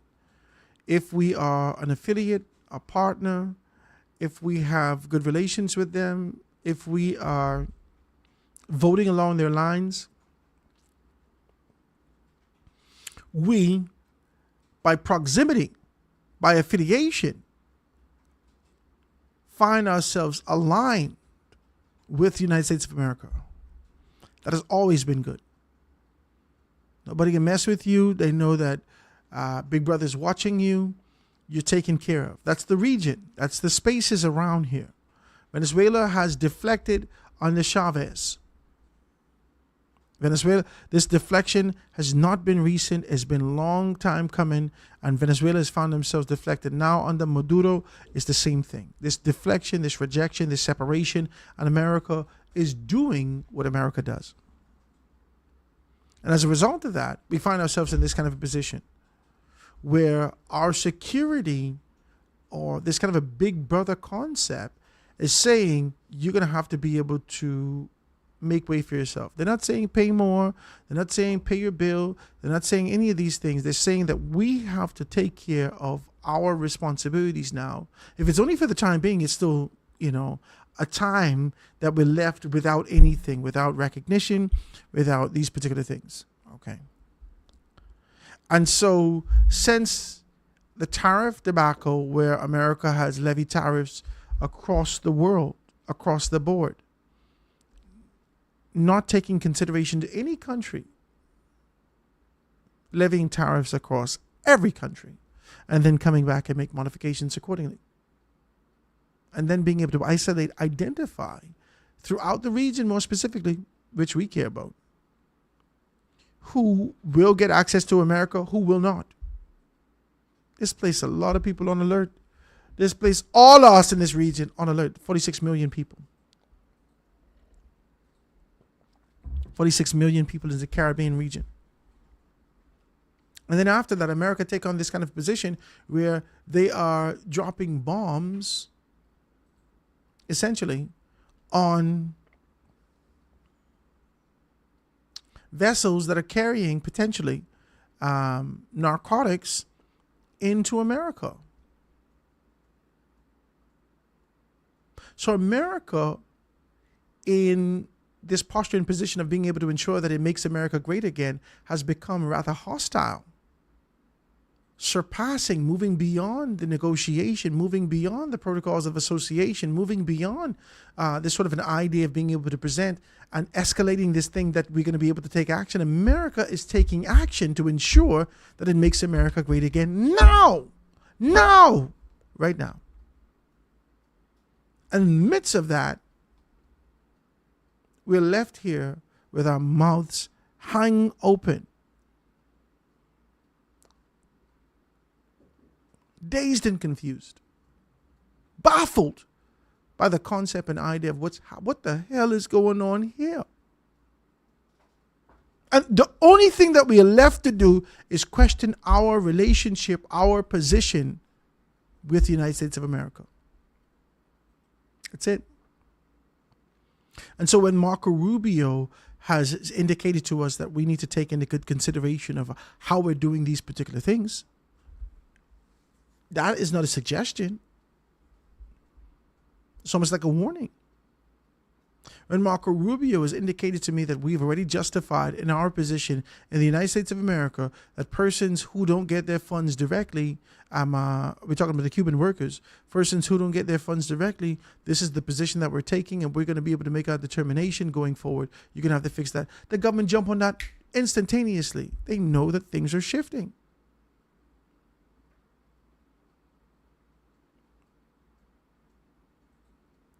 But in a cash-strapped society where multi-trillion-dollar economy is seeking to be able to lend money out at low rates, and America is still sort of grappling with its position, trying to make a determination as to whether or not they're going to be able to move forward and what they can do for you. It's a simple question. It's a simple thing. I ain't hard. Howard, we're about to lend you some money. We can lend it to you for 2%. Here's a stipulation. Here's the agreement. This is the duration that you have to pay. This what it is. Boom, boom, boom, boom, boom. And then you go to America and you ask them, listen, but I need some money. Hey, I wish I could help you. No. I know you was my guy. You was my guy. We right here. I know you. But we reshuffling some stuff. We're doing some, You haven't given us an ambassador for 14, 15 years. You haven't given us the recognition. You've relentlessly been able to say to our bread and butter, well, watch yourself how you get out the United States, how do you get off the boat in the Bahamas. You're being able to make significant allegations and speculations and levying all manner of things against an industry where fellas are out here making money. You didn't assist us with being able to formalize these particular spaces. We need training. We need this. We need that. We need all these things. And so as we ask for an opportunity to be able to ensure that we can be able to provide you with the professionalism that you know, that you enjoy, that you expect in these particular places, because we may not have the exposure to these things. But it's easier for you to be able to levy a threat against us. The possibility what would happen if we don't be able to fall in line, but not as lending us the assistance that we need to develop the infrastructure for being able to go forward. We have to question our relationship. And in questioning our relationship, China is offering this particular concept and idea, even with the language barrier, providing us opportunity to be able to ensure that we could be able to develop ourselves and prepare ourselves going forward. Of course, China has an agenda. Of course. My wife have an agenda when she cook good food for me. When I didn't ask for it. And I sit down, are you hungry, baby? I brought you something to eat. Would you like something to drink with that? Hey, hold on, what the hell's going on here? And this is my own wife. The two shall become one. Leave and cleave. One flesh. All these things. My own wife. She got a motive. After I didn't belge, she cooked my good pot of soup the other day. Oh, God, I enjoyed that soup. Some turkey soup. She put all kind of little turkey boil-up thing. She put all kind of things in it. Ooh. Little corn, cassava, plantain, carrot, peas. She put all kind of things in this thing. This is can on bod. She said, when you finish eating, I'd like to speak with you.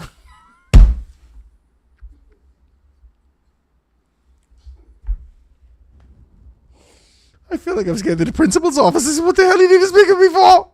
Why you can't just talk to me now? What could you possibly say to me now whilst I'm eating that you can't tell me after I eat? Is it that bad that I get choked to death and die? Jesus. Everybody has an agenda. Everybody has an objective. Everybody has their reasoning behind why they do what they do.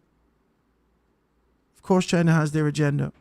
Of course, we have to be cautious and precautious. Of course. But in the midst of this, you are restructuring relationships. The largest, China owns a great deal of your debt. You owe China, rather, a great deal. You are indebted to China. You are indebted to China. Now, if you're saying that you know how to take care of your business, but we don't, why should we live in a position of squalor until you get America great again? Now it's time for us to be able to find ourselves on the good foot. We've traveled with you. We've watched you go through fracking. We've watched you go through your industrial revolution. We've watched you go through tourism and the fluctuation thereof. We watch you now going through cannabis. We watch you looking for various industries. We watch you doing everything, and we wait patiently. We watch you with the tech boom. We watch America time after time, day after day, space after space, place after place. We continue to watch America. We're watching you with bated breath to see how you would perform in these particular areas, hoping, waiting, praying for an opportunity that you would give us consideration, and we get nothing. All of Google and Apple and all of them stores could fit in Grand Bahama in a modified facility where we could be able to ensure that everything is taken care of. We have all the infrastructure. They could be able to work remotely in a remote destination. We could make some things happen. This relationship that we have has to yield something more than proximity and a space and place for your people to come and kick their legs up. It has to yield more. It has to yield more. If you don't want us to bother with China, the only reason we don't have a deeper and richer relationship with China, despite what's going on with you and them, is because of the distance. And Bahamian people, we don't wish to be 40,000 leagues up in the air for 23 hours. We're thinking about how much prayer that we could pray before this hit the ground if something happened. It's too much. We ain't into all that. We just be in the air. Time as we go up, we descend and come into the United States of America. This is where we are. And as we identify this, as we see this, as we look at this, as we determine these particular things, we cannot be held hostage to the relationship that you don't think has gone well from Hiroshima, from Nagasaki, from Bay of Pigs, from the Civil War, from the Seminole Indians. We will not be slaves to the men and women who defied your posture at one point. We're not. We can't be. We can't allow ourselves to be in this position where we're sitting here hoping to God that you'll consider us today. Our children got to eat. I got to call UB. I'm sure that UB attendance and registration has gone up at least 50-fold. 50%. I'm sure of it. I'm receiving information about school rates climbing in the United States of America, where kids were going over to the United States of America for school, and because of the DEI, right? Because of this position that they would have been able to take, that you were getting discounts, you were getting scholarships, you're getting access, you're getting opportunities, room and board was free. All these things were happening under this sort of an idea of being able to allow foreigners to come and to get educated and take that information back to their space. This was the rich and concept and idea of democracy. You didn't have to send a governor to my jurisdiction for me to be able to bow to the United States of America's education and colonization. I will come to you and seek your colonization, sir. I will seek you out and look for you as I seek to be colonized. Let's talk. Let's not pretend with this thing. Let's talk about it with clarity And in the midst of our children going off to school, I'm now realizing, getting information back, that a lot of the kids got to come back home. They cannot afford it anymore. They drop all those things in many spaces, in many instances. And if they didn't drop it, they increase the rate. They increase the rate. So now you be full to the max.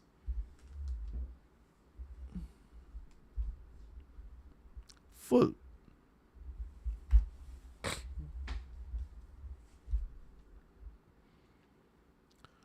How are we talking, ladies and gentlemen? Are you here with me? The United States of America has taken on its own posture and position to ensure that they make America great again. We cannot be sitting in a position fearful that whilst America seeks to make itself great, every single day we wake up with making modifications to things that existed for decades, for millennium, as they make modifications to ensure that this new path that they're trotting, that they're moving towards, to ensure that they can fortify those people that exist within its borders. They fortify an immigration policy. They fortifying everything. And indicating that if you wish to become a citizen of the United States of America, this is $150,000. It can cost you $500,000. It can cost you this. And you now considering, well, I wonder what I could sell to make me that much money. America's making itself great again. With pronouncements from the leader in the United States of America about being able to purchase the Gaza Strip to make it the Riviera of the East. You have to see this in this agenda, this objective, this desire, this focus, this aim is not about anybody else other than America. And I don't think that that's a bad thing.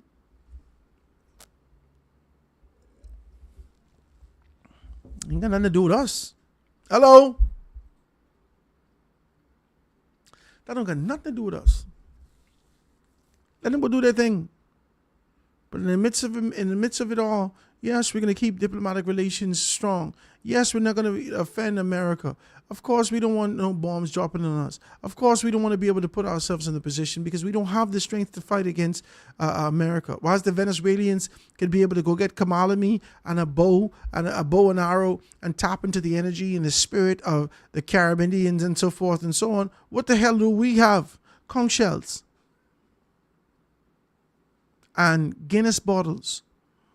And those Guinness bottles and Heineken bottles are imported. So you fighting them even with imported things. It's too much. You're doing too much. So you're right back to the conch shell and some old rock. We don't have the strength to do this. So we know our position. And we will be able to tap into our diplomatic energy. But America cannot be baffled. Cannot be baffled.